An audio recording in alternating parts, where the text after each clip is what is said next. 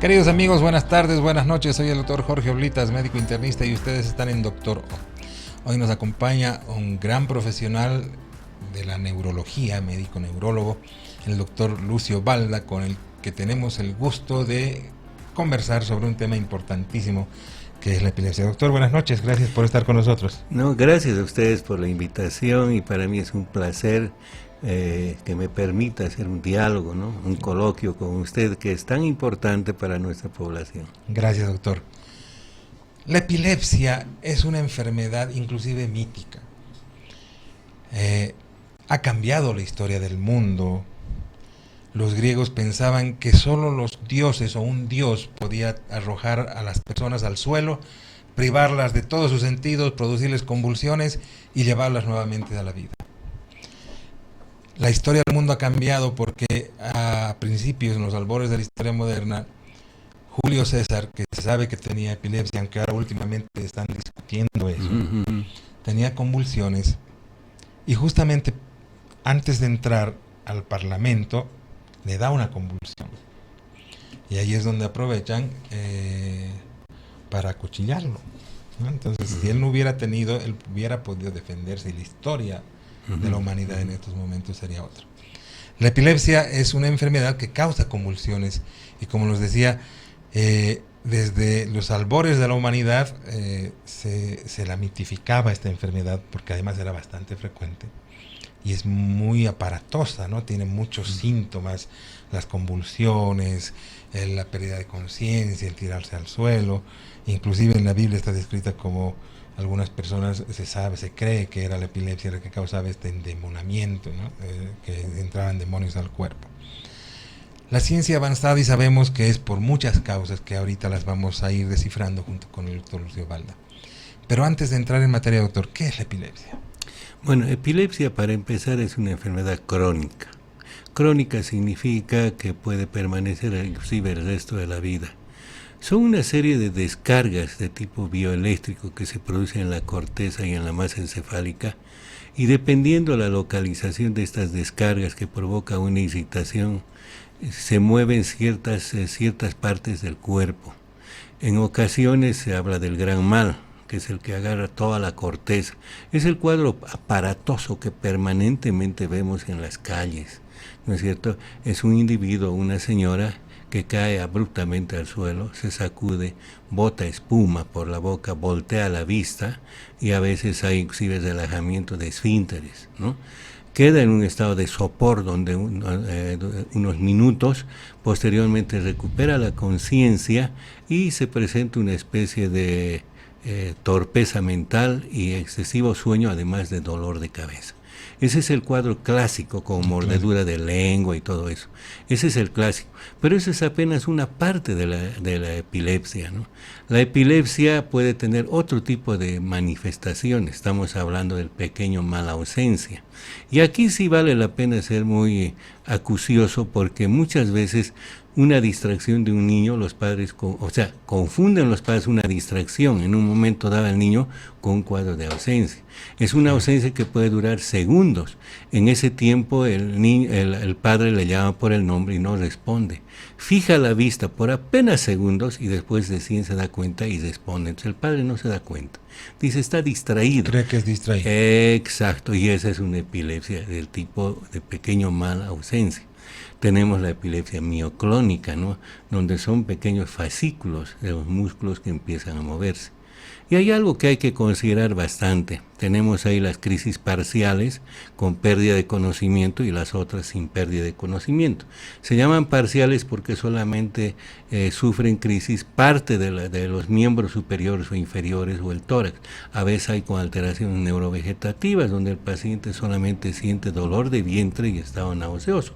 En fin, tiene múltiples formas de aparición. Y hay que ser muy acucioso. La migraña muchas veces se confunde con la epilepsia. Entonces ahí generalmente yo, por lo menos, y creo que mis colegas también, lo primero que hacemos es pedir un electroencefalograma. Y el electroencefalograma no es como en cardiología diagnóstico, es solamente sugestivo de diagnóstico. ¿Qué quiero decir con esto? Es decir, que algunos pacientes que tienen síntomas aparentes de crisis, ¿no?, muchas veces no presentan manifestaciones en el electroencefalograma porque los electrodos no llegan a la profundidad del centro cerebral. ¿Me entiende? Entonces, yo prefiero, por ejemplo, y creo que hacemos todos los neurólogos lo mismo, de tomar el electroencefalograma con cierta precaución. O sea, si yo tengo por accidente un paciente que ha hecho un electroencefalograma en malas condiciones y nunca ha tenido crisis, yo no le doy nada. Y al contrario, si se trata de un paciente que aparentemente tiene crisis y el electro no manifiesta nada, yo prefiero seguir la clínica. Claro. Y habitualmente hacemos el diagnóstico terapéutico, ¿no? O sea, vemos la mejoría del paciente y los dolores de cabeza que decían otros colegas que era migraña, se trataba de focos excitativos en el cerebro. Entonces, como verá, tiene múltiples manifestaciones. Y cuando hablábamos hace un rato con usted, mencionábamos, mi querido doctor, de que lo que se trata es de educar a la población. Y cuando hablamos de educar, estamos hablando de países poco desarrollados, donde la frecuencia en Bolivia es bastante grande, casi 250.000 epilépticos para una población de 11.000 a 2.000. Y en el mundo son 50 millones. Wow. Pero fíjese, de todas maneras es desproporcionado. Y yo diría que ese tipo de epilepsias que se producen acá en nuestro país se deben más bien a epilepsias secundarias A. ¿Qué significa secundarias A? Los partos distóxicos, los partos anormales, el uso del fórceps en el pasado. Luego la gente de campo está acostumbrada a tener sus bebés con partera y a veces ellos mismos se atienden. Entonces, esos son factores que influyen para provocar alguna lesión en el cerebro que al cabo de unos meses o años aparece recién como foco excitativo y una cicatriz. Y la famosa cisticercosis, ¿no?, que es otra evidente. Cisticercosis, por ejemplo, en Estados Unidos y Europa no conocen. No existe, ¿no? Cuando yo estaba allá, por ejemplo, en algún momento hablé de infecciosas o cisticercosis. ¿Qué es eso?, me decían, ¿no? Nadie lo tocan en el pensum de materias. No hay, casi no lo tocan. No existe, sí. Es más en Ecuador, Perú y Bolivia es donde más manejamos esto, y es una causa frecuente de crisis, ¿no? Ahora, las crisis aparecen a cualquier edad. Usted sabe, en los niños aparecen más con el pequeño mala ausencia, que tiene un buen pronóstico, por ejemplo. En las personas mayores, la mayoría de las crisis son secundarias A. ¿Qué significa También. Eso? Aneurismas, tumores, hemorragias intracerebrales, encefalitis y demás. La edad media también se puede tener nomás crisis convulsivas, pero más son en niños y en personas de la tercera edad. Es donde más se puede ver, para que nos entiendan un poquitito. Existen causas primarias, porque de eso era la siguiente pregunta. ¿Qué es lo que nos causa una epilepsia? Están las causas primarias que generalmente no sabemos, ¿no? Ahora hay la criptogenética, por ejemplo, ¿no?, donde hay factores genéticos. Yo he tenido pacientes donde 3 hermanos tenían epilepsia y actualmente atiendo a dos pacientes, hermanos, que tienen epilepsia. Existe cierta predisposición genética. Hay ¿Cómo? Una predisposición Exacto, genética. Predisposición genética. Y la otra que no se conoce el origen, y la otra, claro, son secundarias a otro tipo de enfermedades, ¿no? Exactamente, las epilepsias secundarias, que como habíamos visto, en Bolivia una de las causas más importantes es la cisticercosis. Evidente. La hipoxia o la anoxia al momento de nacer. Evidente. Además, algunos que no hacen el control prenatal también, ¿no? Claro. Entonces deja una lesión y el niño o el adolescente en cualquier momento va a ser una crisis. Está relacionado con el Apgar al momento de nacer. ¿Cómo? Está relacionado con el Apgar. Sí, el Apgar, claro, si es un Apgar bajo, obviamente mayor predisposición. Evidente. Ahora, claro, también está funcionando mejor el departamento de ginecología en todas partes. Creo que hasta la gente de campo ya acude a los hospitales. Entonces es posible que haya disminuido. Además, el uso de forceps está contraindicado. Hace años se ha dejado eso. Y era una forma de hacer maniobras para sacar al niño del canal del parto, ¿no? Entonces, esas cosas beneficiaban este tipo de problemas. Ahora, hay una cosa que hay que saber también, convendría decirle a usted. Las drogas antiepilépticas se mencionan, ahora se dice anticrisis, drogas anticrisis, porque la epilepsia es una enfermedad. Y al decir antiepiléptico estamos diciendo que se Que cura. se va a curar. Exacto. No es... Anticrisis es solamente para detener las crisis. Ha cambiado ese nombre. Ahora ya no. Drogas anticrisis se menciona, ¿no? Claro. Y es justamente porque lo único que hace el medicamento Evitar las es crisis evidente. Cuando hablamos que hay epilepsias o que se curan, eso es muy, muy raro. Existe evidentemente después de unos 4 o 5 años de tratamiento, en ocasiones de 3, con un electro normal y sin aparentes convulsiones, ningún tipo de malestar, porque yo controlo hasta los mareos y dolor de cabeza, no siempre las convulsiones. A veces un poco de mareo puede ser que algo no esté funcionando bien. Entonces, a ese tipo de pacientes a veces con un tratamiento criterioso y luego bajando poco a poco se puede intentar retirar la medicación, pero he tenido recidivas después de 1, 2 o 3 años, tal vez ya no con un uso masivo de medicamentos, sino una medicación mucho más suave. Otro punto que es necesario saber, mi querido doctor, es el tratamiento de los pacientes refractarios, ¿no? Tenemos el síndrome de West, por ejemplo, uno de ellos, ¿no? Que no responden no responden a nada, y la dieta cetogénica funciona en un 40%. Sí. 40% a 50% es lo único que hace reaccionar, y usted sabe que se debe al consumo de grasas, todo lo contrario para los que tienen hipercolesterolemia, y a reducir drásticamente el azúcar, chocolate y las pastas, ¿no? Eso funciona en un buen porcentaje. ¿Y se sabe por qué? El mecanismo es la acidosis. Se mantiene un estado acidótico que parece que frena las crisis, ¿no? Claro. Por eso se llama dieta cetónica, ¿no? Es la acidosis que provoca eso y frena. Y no hay que estimular eso con los carbohidratos, que hacen un efecto totalmente contrario. Entonces, ese es un buen mecanismo.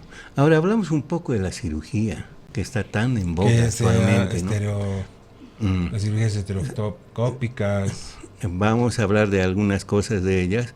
Por ejemplo, sacar el foco irritativo generalmente en el lóbulo temporal o en el frontal en niños, ¿no? Ese es un mecanismo bastante bueno, pero muchas veces después de la cirugía todavía tienen que seguir con tratamiento antiepiléptico más bajo, ya no tan fuerte la medicación. Sin embargo, ¿cuántos son los pacientes que pueden ir a cirugía? Usted va a escoger en ese 33% refractario, apenas llega un 2 por 3, o no 3%. Porque tienes que localizar primero el foco. Totalmente, con una resonancia magnética, tiene que localizarse bien y además ver si el paciente realmente está adaptado para este tipo de cirugía. Claro, si va a poder abordar Evidente. Entonces, en ese caso, apenas un 3% puede cubrirse. O sea que tampoco esperemos una gran expectativa por el momento con el aspecto quirúrgico. Tenemos la estimulación del tálamo, que es donde aparentemente se producen las primeras descargas. Tenemos la estimulación del nervio vago con electrodos, es el otro mecanismo que se está empleando. En fin, y están saliendo muchas drogas modernas que tienen menos efectos colaterales.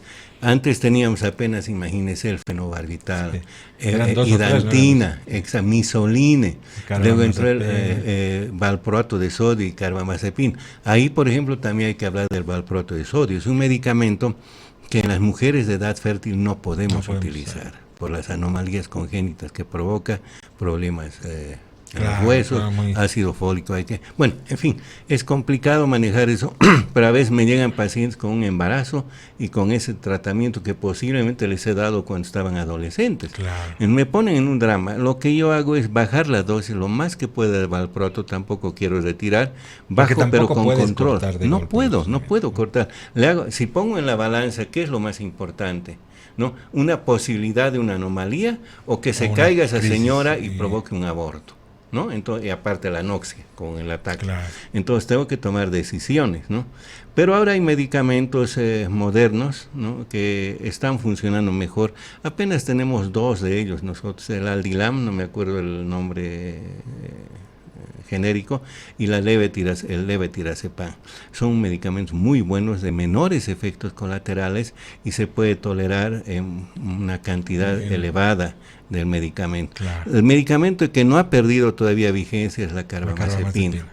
La carbamazepina, sin embargo, siempre con control hepático y dosificación de carbamazepina en sangre. Entonces, dependiendo de eso, se puede continuar dando el medicamento. A veces provoca problemas eruptivos malignos, que usted debe conocer muy bien, Claro. ¿no? Hay que tener mucho cuidado, y su primo hermano, la oxicarbamazepina, puede ser una posibilidad también. Que son bastante frecuentes. Qué fabulosa introducción, doctor. Me alegro. ¿Qué sucede en el cerebro al momento de una convulsión? ¿Qué está sucediendo al momento de una crisis? Eso me interesa mucho explicar. Primero, se produce una descarga bioeléctrica en el cerebro, ¿no es cierto?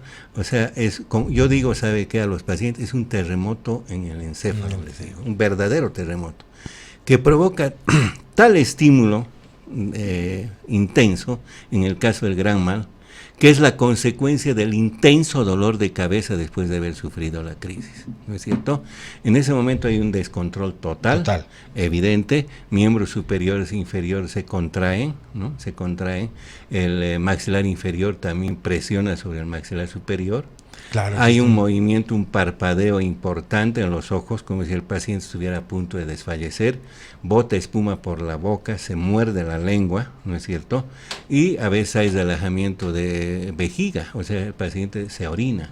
Es un cuadro aparatoso, donde habitualmente, y esto se lo digo a usted, a veces vienen en ese estado a consultorio, claro, y yo no hago nada en ese momento. Le digo, volteen la cabecita en el piso, y a mi enfermera le digo, mete a la camilla 4 hasta que se recupere. Mientras tanto voy a seguir atendiendo a mis otros pacientes. ¿Qué pasa después de eso? El cuadro post-ictal, que se llama, ¿no? Intenso dolor de cabeza, aturdimiento y sueño. Atontamiento total. Pierde lucidez. Pero eso dura poco, dura, digamos, unas 12 horas. Al día siguiente el paciente se levanta como si nada hubiera pasado, evidentemente. Y hay una cosa que quiero decir, ya que estamos enseñando a la población. Yo tengo un eslogan para manejar a los epilépticos, he dado charlas a los epilépticos en años anteriores, y digo siempre, el paciente puede olvidarse de comer, pero no puede olvidarse de tomar medicamentos. ¿Y por qué le digo eso? La mayoría de los fracasos de tratamiento no es por culpa del neurólogo. Y si el neurólogo tiene la culpa es por no haberle enseñado al paciente cómo debe tomar los medicamentos. Una dosis que tome, que falte, puede provocar un estatus epiléptico. El estado epiléptico que lleva al paciente a veces a entrar a una terapia intensiva por la anoxia, por los ataques repetitivos, entran anoxia, pues, y hay riesgo de muerte. Es el único caso donde el paciente puede fallecer. Entonces yo recomiendo mucho el consumo. La educación es muy importante. ¿Perdón? La educación es No, ahí es donde está. Ahí estamos muy mal, realmente muy mal. Yo quiero hacer una pregunta, doctor. Cuando volvamos de esta pausa, tenemos que irnos a una pausa con nuestros auspiciadores, pero tengo varias preguntas que ya la gente nos está haciendo. Querido Rick, podemos irnos a una pausa, volvemos después de esto. La invitación a que siga con nosotros, primera pausa acá en el programa, acá en Dr. O, como siempre con consejos importantes para usted. Cuida tu salud, vive la vida con energía gracias a Verotonil. Las vitaminas y minerales son fundamentales para mantenernos saludables, poder prevenir enfermedades y recuperarnos de estas. Verotonil es el mejor multivitamínico y energizante, contiene 26 vitaminas y minerales. Verotonil es la fuente de vitaminas y energía que tu cuerpo necesita. Verotonil es un producto de Laboratorios Pagó de Bolivia.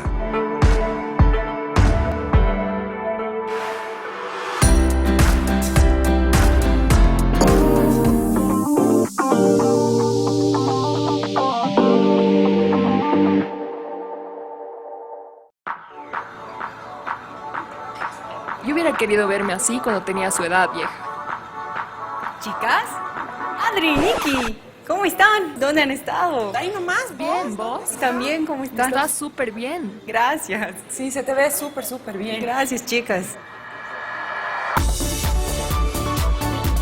Ah, con razón. Con Natur Complex, verte y sentirte bien.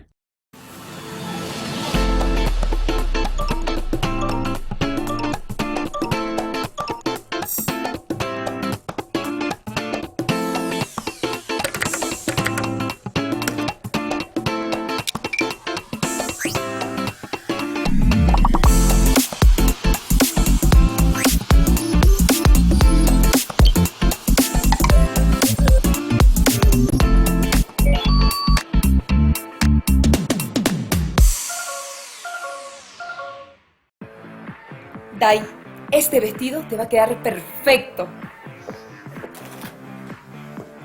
Tengo que bajar de peso.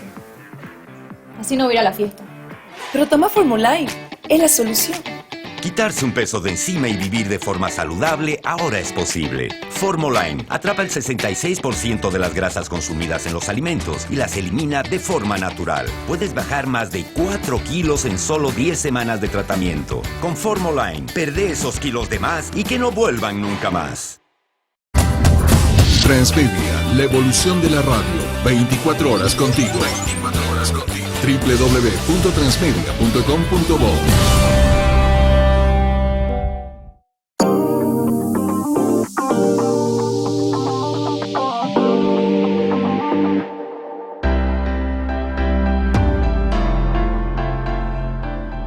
Somos tu salud, es el eslogan de la clínica alemana que ahora tiene su centro de salud en Achumani, en la zona sur, con más de 25 especialistas que están ahí en el lugar para la atención de todo lo que ustedes quieran, y 40 especialistas al llamado.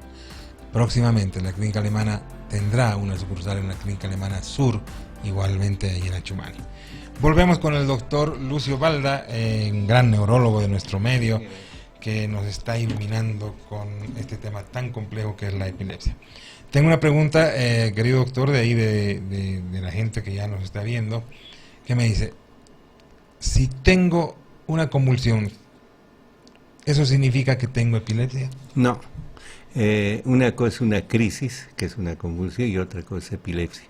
Para que sea epilepsia tienen que ser crisis repetidas. ¿Ya? Puede ser que sea esa y nunca más tenga. Exacto. Tenemos la convulsión febril. Claro. No se llama epilepsia. Convulsión febril son los chicos que, porque tienen un cerebro pequeño, 5 años, 3 años, ¿no?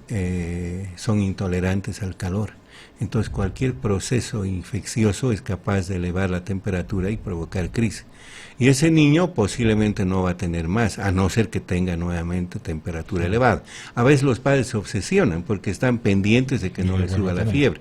Ahora, de que una crisis de este tipo repetitiva, porque los padres no han protegido al niño, que a la larga se pueda convertir en un foco epiléptico, sí es cierto. Claro, ¿no? Pero en general, vuelvo a repetir, una cosa es epilepsia, es crónica, repetitiva, y otra cosa es la convulsión.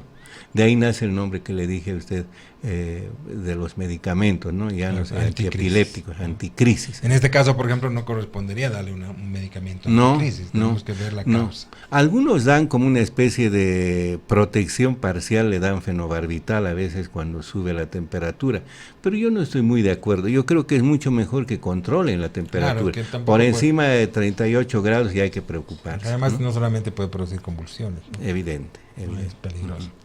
Doctor, ¿qué es lo primero? Porque yo estoy seguro que la mayor parte de la gente ha estado ante una convulsión. Yo particularmente muchas veces, no solamente como médico, sino en la calle, en el micro, en un lugar, en una sala de espera. ¿Qué es lo que primero debemos hacer? Le pregunto esto porque antes habían muchos mitos en cuanto a esto, ¿no? Y la gente trata de hacer miles de cosas, ¿no?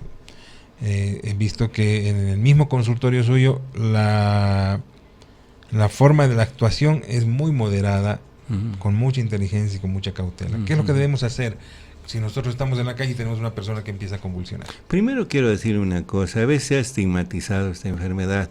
Y en los colegios no necesariamente los padres de familia son ignorantes, pero no conocen la enfermedad. Y a veces impiden que sus hijos se metan con esos muchachos pensando que es una enfermedad infecciosa. Exacto, contagiosa. Y eso es una barbaridad. Pero bueno, hay que enseñarles. Pero lo que usted me pregunta tiene una respuesta muy clara. Casi nada, casi nada. Se cayó, ponerlo de costado, la cabecita tal vez a un lado, y si está con el cuello un poco ajustado, aflojar eso y dejar que pase la crisis.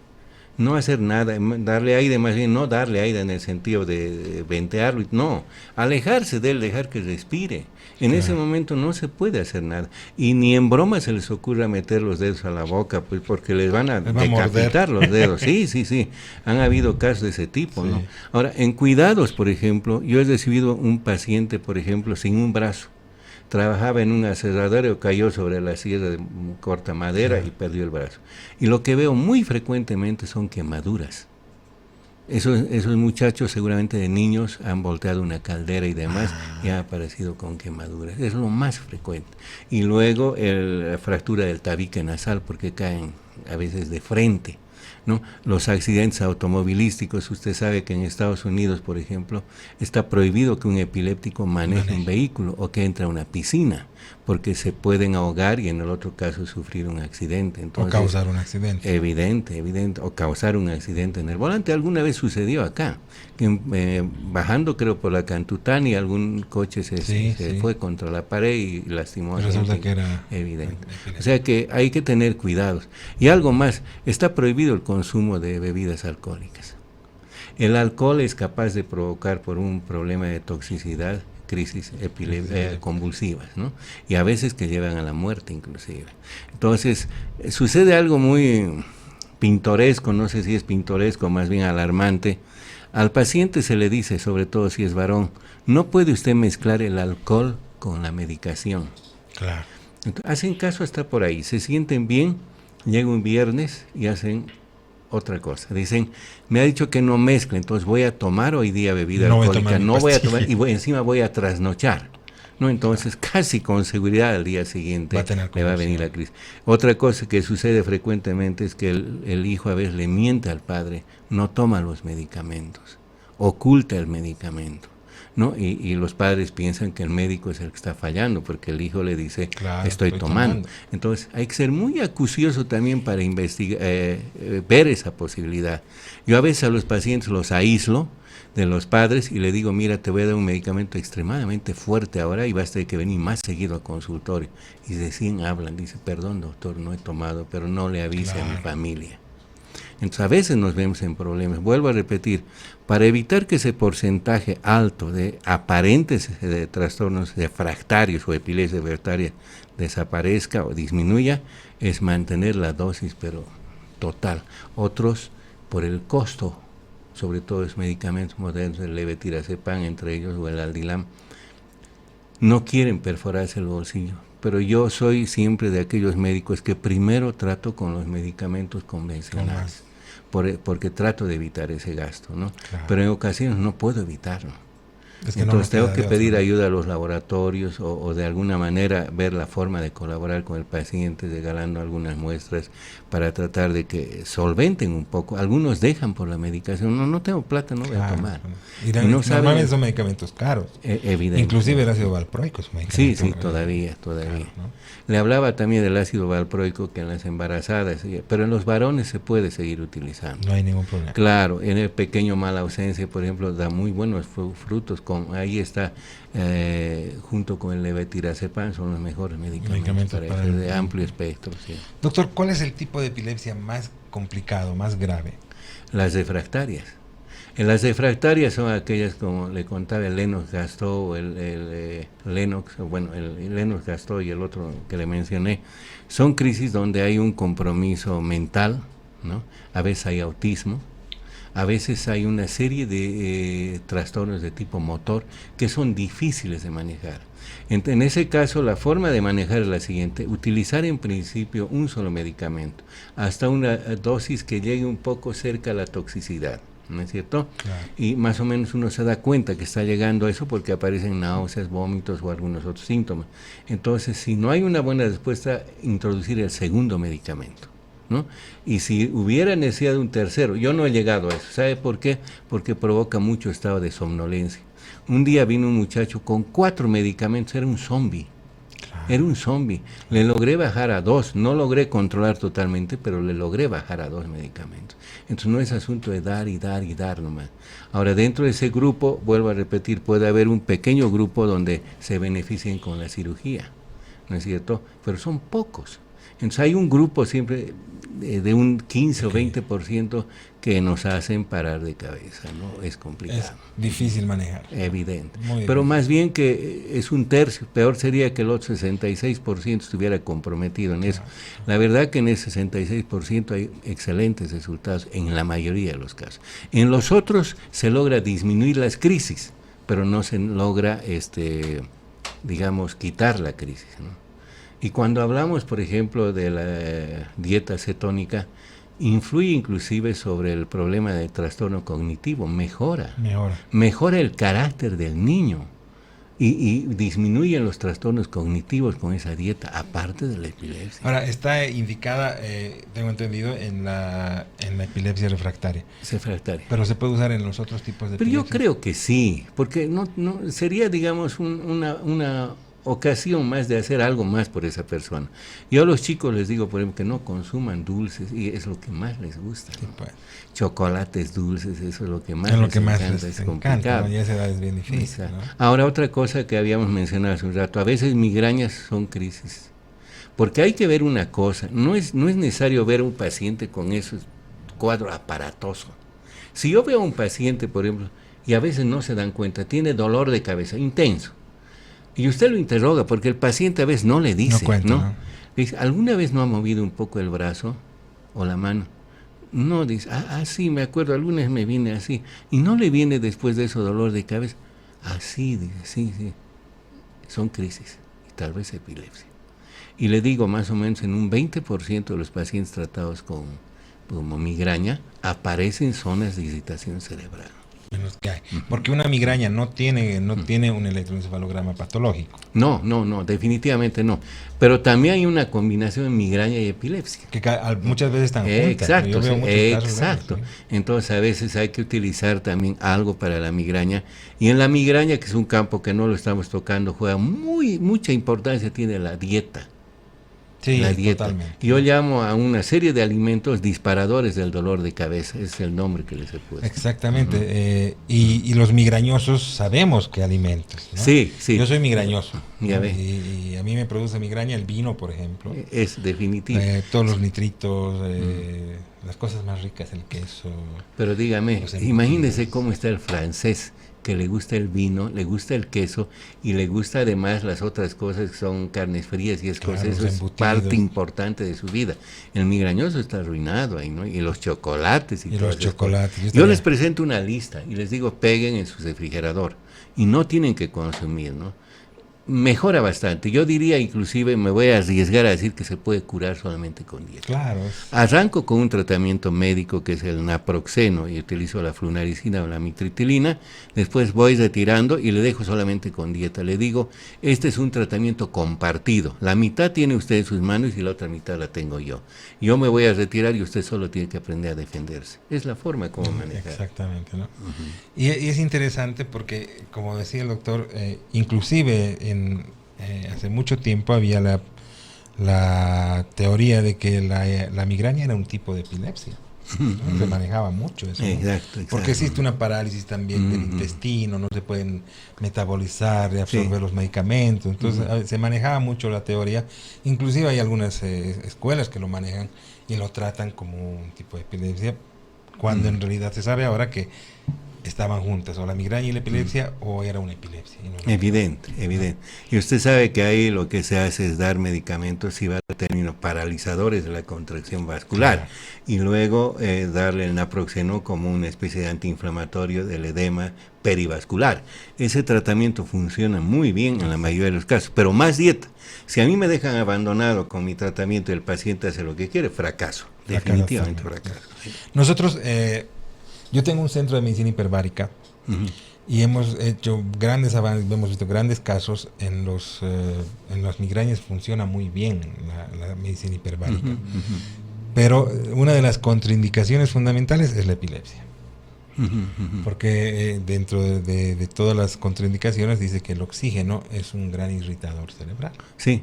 ¿No? Entonces, en las personas con epilepsia hemos tenido siempre mucho cuidado y nos hemos visto justamente en la disyuntiva de este paciente es epiléptico, este paciente es migrañoso, y en las migrañas nos ha ido muy bien con la cara. Los síntomas de la migraña pueden ser un poco, digamos, no muy claros, pero en la mayoría de los casos se va aclarando. Yo soy una persona que me gusta mucho preguntar al paciente, ¿no? Me entretengo es mucho preguntar, sí. Porque al paciente hay que jalarle la lengua. Sí, no te duele todo. No avisa. A veces me quieren hacer meter la pata con cierta, y justamente en eso, Claro. ¿no? Cuando ese último paciente que le menciono parecía migraña y el electro me salió normal.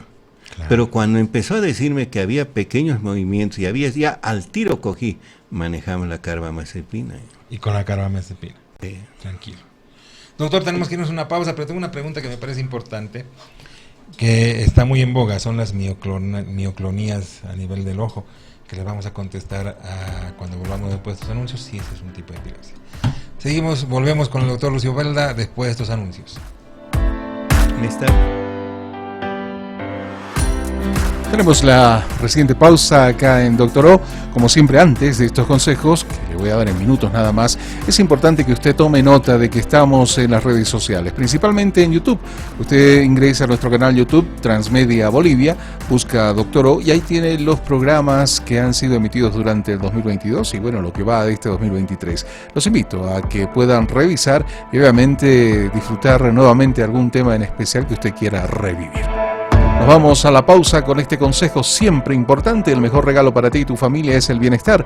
Conatur Complex es el colágeno hidrolizado número 1 de Bolivia. Los beneficios de Conatur son reparar huesos y tendones, regenera músculos y cartílagos, lubrica articulaciones, fortalece ligamentos, uñas y cabellos, aporta firmeza y elasticidad a la piel. Elige tu Conatur preferido. Conatur, expertos en colágeno, es un producto distribuido por Laboratorios Vago de Bolivia.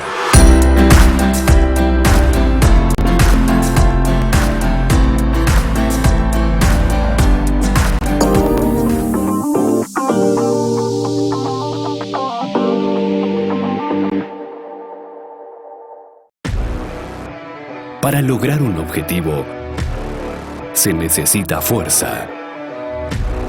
Se necesita preparación. Se necesita disciplina. No hay excusas, lo tienes todo. Tienes Colnatur Sport, que nada te detenga. Colnatur Sport, máximo rendimiento. No te pierdas Infómanos de lunes a viernes a las 15 horas. Infómanos por Melodía, la mejor radio latina, y por www.transmedia.com.bo. Infómanos.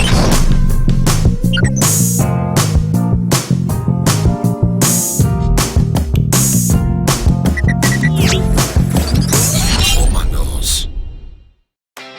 ¿Te sientes cansado todo el tiempo? ¿Te falta energía? ¿Te faltan vitaminas y minerales? Toma Verotonil, la fuente de energía y vitaminas que tu cuerpo necesita.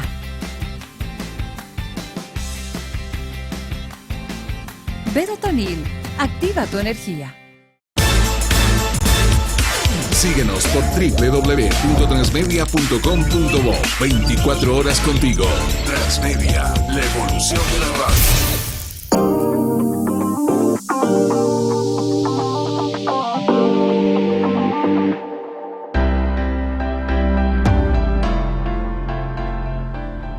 Estamos de retorno con el doctor Lucio Belda, él es neurólogo, uno de los neurólogos más prestigiosos de nuestro departamento de Bolivia.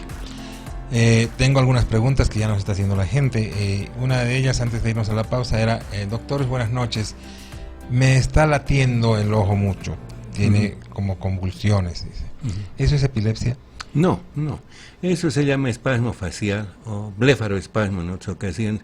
Suele ser una complicación relativamente importante de la parálisis facial en algunos casos, ¿no es cierto? Claro. Y aun cuando digan lo que digan, el blefaroespasmo es muy difícil de tratarlo, igual que el tinnitus acúfeno. El paciente viene a veces por un zumbido en el oído y es complicado tratar eso. Ahí tenemos varios argumentos, ¿no? Utilizar un relajante muscular, puede ser, utilizar la carbamazepina que se utiliza para cuadros convulsivos, ¿no? Y lo que más resulta, pero hablábamos hace un rato, es el Botox, porque paraliza los músculos de la órbita, pero el efecto dura aproximadamente 4 meses. Entonces, un gasto importante para 4 meses y renovar eso 3 o 4 veces al año me parece que es bastante. Claro. Entonces, lo que se hace generalmente es utilizar la carbamazepina y un relajante muscular. Hay un porcentaje de casos que responden bien, solamente que el tratamiento pues no se lo puede mantener mucho tiempo. El Neuril, por ejemplo, da una excelente respuesta, pero no le puedo dar de unir tanto todo. Tiempo. Sí, utilizo tal vez esos productos naturales como el Plidan, que son a base de hierbas, manejo eso más la carbamazepina en ocasiones, pero en sí tengo que reconocer que es un cuadro difícil de hacer Es bastante desaparecer. difícil, ¿no? Sí. Sobre todo cuando ya es diagnosticado así como un blefaroespasmo o una mioclonía facial. Y como le digo, es una complicación de la parálisis facial. Quedan con eso, ¿no? A veces inclusive a tal extremo llega el espasmo. Tengo una paciente tratando así, que por la fatiga muscular ya le provoca dolor. Claro. Eso le he quitado totalmente, pero todavía está con eso, ¿no? Pero lo otro ya está feliz, porque a lo que le importaba era el dolor, no tanto el espasmo. El espasmo, ¿no? Porque hay personas que tienen, y muchas veces nos ha pasado, que algunas veces nos titila el ojo. Ahora, hay algunos, no necesariamente se va a hacer crónico. Eso es por ansiedad. Ansiedad, ¿no? estrés. Las personas que están tensas tienen tendencia a hacer ese movimiento orbicular, ¿no? Pero eso pasa. En otras ocasiones puede ir empeorando, pero la mayoría de los casos, en un porcentaje, tienen que ver con la complicación de la parálisis facial. Algo, doctor, antes de que me olvide, porque me voy a olvidar, el tratamiento de la epilepsia, ¿no? Ya hemos hablado de que no se puede dejar medicamento. Y por favor, la dosis siempre es ascendente, se empieza del piso y se sube al techo. Exacto. Y cuando se va a quitar la medicación, igualmente se empieza del techo y se va muy cerca del piso, no totalmente, pero se baja la medicación. Pero nunca quitar de golpe. No, jamás. Nunca. Además hay que hacer pruebas de dosificación de algunos de los antiepilépticos para ver si la dosis no es tóxica o si es insuficiente y demás. Eso yo hago cada 3 meses o 6 meses. También pruebas hepáticas funcionales para la carbamazepina sobre todo. Doctor, tengo una pregunta aquí que me parece importante justo en cuanto al tratamiento. Me dice, doctores, muy buenas noches, muchas gracias por la información que nos están dando. Yo tengo una pregunta. Mi hijo es epiléptico, él toma carbamazepina 3 veces al día, una pastilla. Pero a veces se olvida tomar la pastilla del mediodía. ¿Qué debo hacer en ese momento? ¿Debo darle una doble dosis en la noche o debo ya saltarme directamente a la otra dosis? Me da miedo sobredosificarlo. Ya, muy bien. La carbamazepina se puede utilizar 2 veces al día, no necesariamente 3. Y ahora hay antiepilépticos que se utilizan 1 vez al día, eso para comodidad del paciente. Las 2 de mediodía siempre se olvidan, tanto con la valproato de sodio como este medicamento, la carbamazepina y la oxicarbamazepina. Lo que hay que hacer es darle 1,5 en la mañana y 1,5 en la noche. Ah, se puede. Claro. Para que no se olvide en la mañana. Pero si se olvida, digamos, al mediodía. No le aumenta la dosis, no le aumenta la dosis, mantiene la dosis, pero a partir de ahora que le dé 1,5, 2 veces al día. Pero siempre tiene que saber la señora que el paciente epiléptico está casado con el neurólogo. Significa eso que periódicamente tiene que ir para hacer la evaluación del paciente y si es posible pedir electroencefalogramas para ver cómo está funcionando. No pensar que está con la medicación y olvidarse, ¿no? Por ahí puede surgir cualquier problema. Claro. Puede hacerse inclusive con el peso, va aumentando la necesidad de aumentar la dosis. Entonces un muchachito de unos 10 años no podemos darle la misma dosis de un muchacho de 15, 17 años. Tiene que aumentar, y eso solamente el médico tiene que hacerlo. Es la única forma, además, ¿no? Tiene que verlo. Doctores, buenas noches. Mi hijo es epiléptico, el primo es epiléptico, pero mi médico no nos ha dicho qué cosas no debe hacer como epiléptico. Esa es una gran pregunta. Bueno, sí. Bueno, para empezar ya hay un fondo genético posiblemente ahí, ¿no? Sabemos nosotros que si en una pareja ambos son epilépticos es mejor no tener prole, porque ya es mucha la impregnación. Ya no, definitivamente no. Y en este caso, lo que tiene que hacer, puede intentar hacer paralelamente a eso, esa dieta cetogénica, que es más indicada en las refractarias, ¿no es cierto? Intentar hacer eso y hacer una evaluación del cuadro periódicamente para ver si la dosificación del medicamento es la que corresponde o hay alguna falla en eso, ¿no? Claro. Y entre otras cosas que no debería ser lo que habíamos hablado. Hablamos, el consumo de alcohol y café está contraindicado. ¿El café también? El café también porque es un estimulante del sistema nervioso. Yo inclusive voy mucho más allí en los niños. Chocolate. La Coca-Cola, Pepsi-Cola, Inca-Cola. Claro. Todas las bebidas gaseosas negras fuera de circulación. Usted sabe que en los niños quita inclusive el sueño en los niños. Y son pues adeptos a la Coca-Cola. De semejante carga de azúcar, de cafeína. Exacto, aparte de eso. Y el azúcar sabemos que les hace daño, entonces tienen que tratar de evitar. Doctor, aparte del alcohol, de estos otros que hemos hablado, ¿qué otras sustancias pueden producir convulsiones? Hay dos cosas, los anovulatorios, ¿no? Por un lado, y por otro lado la menstruación. La falta de sueño es muy importante. Eso es fatal, sí. Me comentaba hace un rato, esa persona dejó de tomar el medicamento, bebió alcohol y encima trasnochó. O sea, una triada para estimular más el cuadro. La tormenta perfecta. Definitivamente. Lo que debe dormir una persona que tiene epilepsia son 7 a 8 horas, drásticamente. Y si alguna vez los jovenzuelos, a veces hemos dicho, los jovenzuelos quieren ir a bailar, ¿no es cierto? Sí. Salen, entonces les digo que traten de dormir en la tarde, intenten reemplazar. No es lo mismo, pero una parte por lo menos intentar salvar y no consumir bebidas alcohólicas. Otra cosa, los videojuegos. En el Japón hubo no sé, hay un programa ahí muy conocido acá también, donde 15 muchachitos creo entraron en convulsión. Exacto. O sea, los videojuegos, el mismo, ¿cómo se llama? La computadora tiene que utilizar siempre un amortiguador del brillo, ¿no? Usted sabe que para hacer el electro se hacen dos cosas: la hiperventilación, o sea, la fatiga muy intensa, por ejemplo, un ejercicio físico muy intenso puede desencadenar eso. Y por otra parte, aparte de eso, estamos hablando del estímulo visual.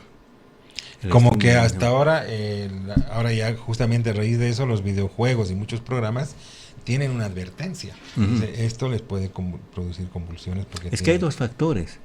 Es el problema del estímulo visual y el estrés, mientras están haciendo las dos cosas. Si el estrés no es un productor, pero sí puede apoyar la aparición de una crisis, ¿no? Sí, eso es verdad. Es importantísimo. Tengo una pregunta que me gustaría que le respondamos también. Tenemos que irnos a una pausa, doctor. Que me dice, le han dicho a mi hijo que tiene que hacerse un electroencefalograma de larga duración o con privación de sueño. ¿Por qué me han pedido eso? A la vuelta contestamos. Tenemos que ir a una pausa, querido Rico.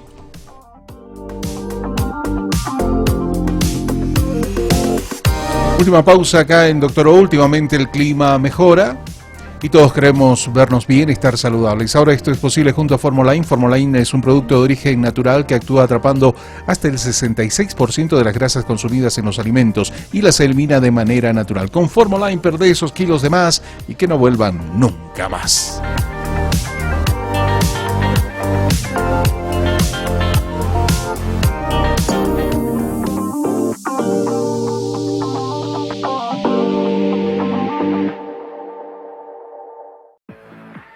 Dai, este vestido te va a quedar perfecto. Tengo que bajar de peso. Así no voy a ir a la fiesta. Pero toma Formoline, es la solución. Quitarse un peso de encima y vivir de forma saludable ahora es posible. Formoline atrapa el 66% de las grasas consumidas en los alimentos y las elimina de forma natural. Puedes bajar más de 4 kilos en solo 10 semanas de tratamiento. Con Formoline, perdé esos kilos de más y que no vuelvan nunca más.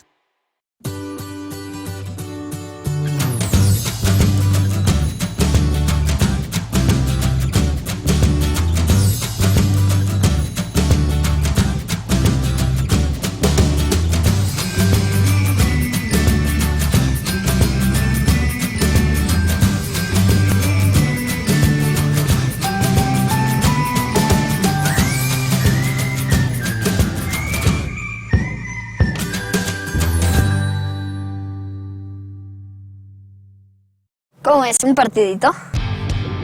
Ya, yo elijo a Osvaldo. Yo elijo a Panchito. Yo a Ricardo. Yo a Sebas. A mi papá.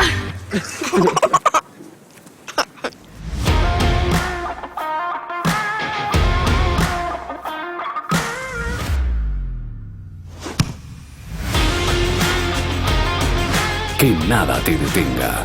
Con Natur Sport, máximo rendimiento. Síguenos por www.transmedia.com.bo. 24 horas contigo. Transmedia, la evolución de la radio.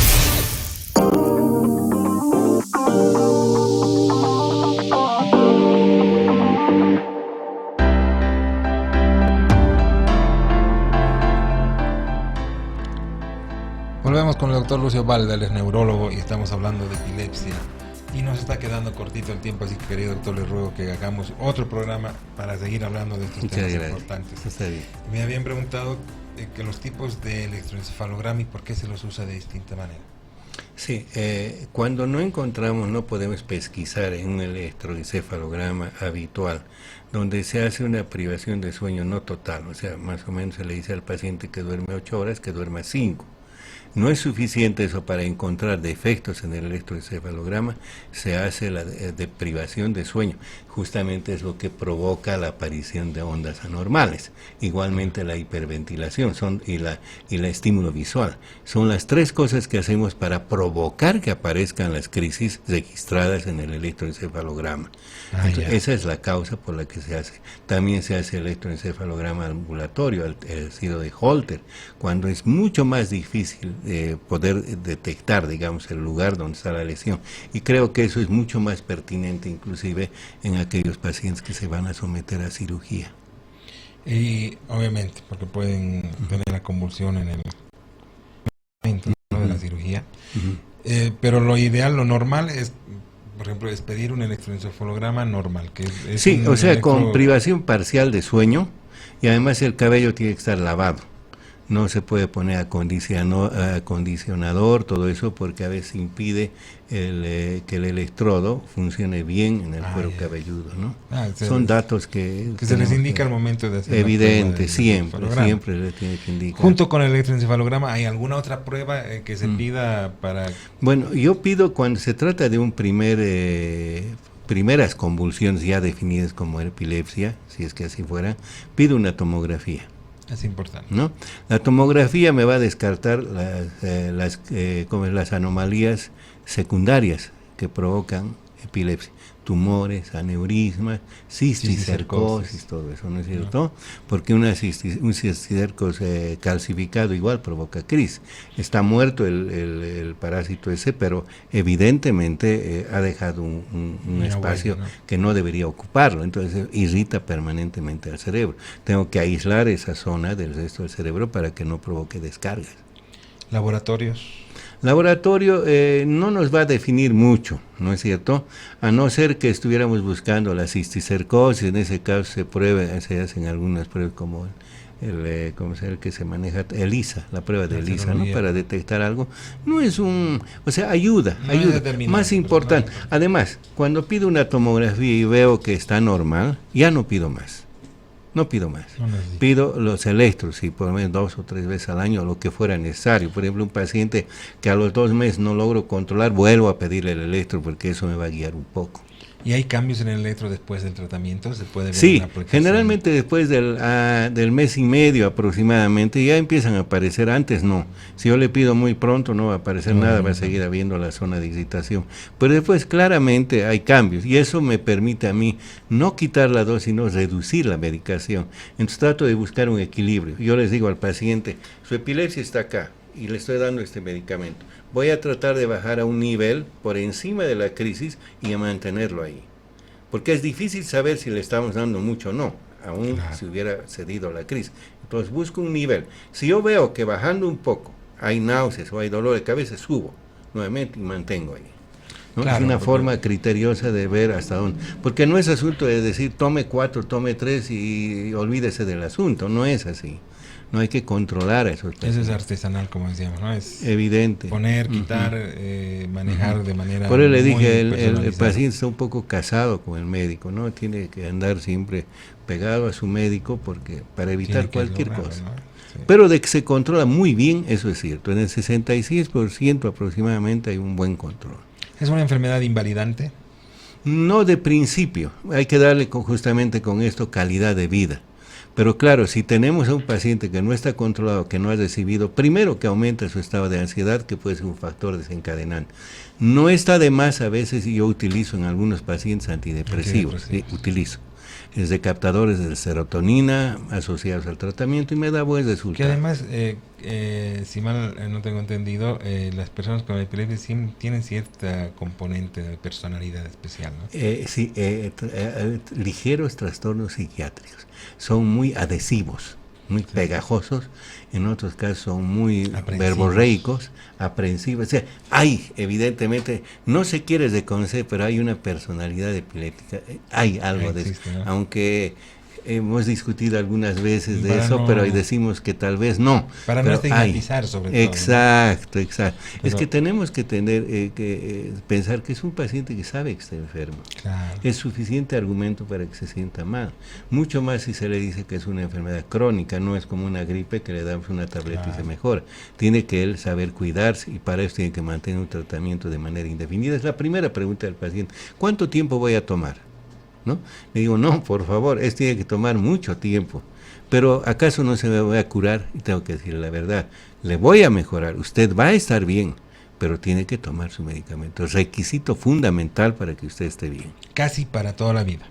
Exacto, casi. Hay casos, sobre todo el pequeño mala ausencia, a veces el cerebro va madurando y alrededor de los 17 años va disminuyendo la molestia y a veces se puede quitar. He tenido pacientes, tuve un paciente que lo conocí de 10 años y volvió a los 17 años con depresión. Le traté de la depresión, salió y noté que movía un poco la pierna. Él no se daba cuenta, movía. Y yo soy muy acucioso, lo veía en la sala de espera y moviendo. Le pedí un electro y había otra vez un poquito de irritación. He vuelto a empezar el tratamiento y le estoy manejando con una dosis baja. Tengo el caso de una muchachita igual, dolor de cabeza, migraña en la caja, en todas partes. No, era un foco irritativo. Le quité el medicamento antes de la pandemia, quedó bien y ahora volvió con un poquito de mareo. Le volví a dar, ya no el valproato de sodio porque ya es mujercita, le di carbamazepina, levetiracepan, y se perdió, pero dosis bajita. Le estoy dando 250 miligramos de levetiracepan, que no es casi nada, porque tengo a estos pacientes con 4.000 miligramos. Qué interesante, ¿eh? Doc, es el 13 de febrero es el Día Internacional de la Epilepsia. Exacto. La Liga contra la Epilepsia, yo quisiera que funcione mejor. Deberíamos hacer tal vez cursos. Exacto. Sobre todo de aprendizaje a la población. Porque en neurólogos, ¿qué vamos a discutir? Avanzaremos algo en algunas cosas que nos interesa saber, nuevos medicamentos, procedimientos y demás. Pero es a la población. Hay que hacer una medicina, no diré preventiva, pero por lo menos informativa. Exacto. Que ellos sepan a profundidad qué es lo que pasa para tener calidad de vida. Es lo que hacemos con nuestros diabéticos, por ejemplo. Tienen clubes de diabéticos donde comparten información, comparten dietas, comparten tratamientos, hacen caminatas, etcétera, etcétera. Y la epilepsia es una enfermedad que tiene un montón de connotación social. Porque al principio y hace muchos años, en la Edad Media, inclusive hasta hace poco, era una enfermedad estigmatizada, ¿no? Por muchas razones, inclusive religiosas. Pero ahora que ya se sabe que es una enfermedad crónica, que no es pecado, que no es contagiosa, todavía hay ciertos prejuicios en torno a esta enfermedad y por eso es que la gente creo que no se anima a salir. Es que no es solamente eso, hablaremos de dos cuadros rapidito. Por ejemplo, usted mencionó la diabetes, mi querido doctor. No mencionó, pero se lo digo yo, la hipertensión arterial, ¿no? Son problema de tiroides. Son tratamientos indefinidos. Claro. Pero dígame, hay un porcentaje grande de pacientes que no hacen caso. Me explico. Presión alta, ¿cómo saben? ¿No? Problema de diabetes, no, pues de algo hay que morir, ¿no? Sí. Y después están con insuficiencia renal, están con neuropatía diabética o con retinitis diabética, en fin, una serie de trastornos que después ya no tienen cura. He visto a un señor hace un tiempo a domicilio que estaba ya con diálisis peritoneal. Wow. Ya, terminal. Claro, terminal. Entonces, ¿por qué? Porque no enseñamos. Una vez, para terminar, mi querido doctor, me entrevistaron desde Santa Cruz sobre hipertensión y hemorragia cerebral o trombosis cerebral. Y yo mencioné y decía, el paciente se suicida. Y la que me estaba haciendo el reportaje me dijo, usted es muy duro, doctor, ¿por qué dice eso? Sí, le dije, porque ellos saben que tienen que evitar y no hacen caso. Y ahora ya no se puede hacer nada. Cuando llega a ese estado ya son hemipléjicos o mueren con hemorragia cerebral o un aneurisma que ha reventado, en fin. Es un suicidio lento. Exacto, ¿no? Exacto. Es así. Y eso es en casi todas las enfermedades. Doctor querido, tenemos que irnos. Sí. Ha sido un placer y un honor conversar con usted. Para mí el gusto. Yo le voy a tomar la palabra de volver las veces que se pueda hablar de estos temas apasionantes. Claro que sí. Le agradezco mucho. Sé que usted está en el edificio Cámara Nacional de Comercio, en el 8º piso. Evidente, estamos ahí. ¿Algún teléfono? Están ahí sus teléfonos, el 720-35708, Evidente. para cualquier consulta con el querido doctor. Yo le agradezco la invitación y estoy siempre para enseñar a la población y amenizar y hacer un coloquio con usted sobre medicina. Me encanta, además. Gracias, querido doctor. Un placer. Un placer. Un gusto. Encantado. Amigos Gracias. queridos, tenemos que irnos. Gracias por su atención. Volvemos en el próximo programa, querido Rick. Vámonos. Nos vamos. Muchas gracias como siempre. Permiso.